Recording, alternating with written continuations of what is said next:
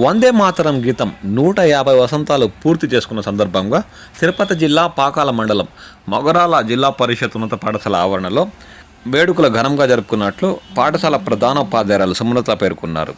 ఈ సందర్భంగా బెంగాలీ రచయిత బంకిం చంద్ర చటర్జీకి ఘనంగా నివాళులర్పించినట్లు ఆమె అన్నారు. ఈ కార్యక్రమంలో ఉపాధ్యాయులు వనపర్తి వెంకట సిద్ధులు, ఆదికేశవులు, రామ్మూర్తి, సుల్తానా, విమల, విక్టోరియా, నీరజ వందే మాతరం గీతంపై విద్యార్థులకు ప్రత్యేక అవగాహన కల్పించారు.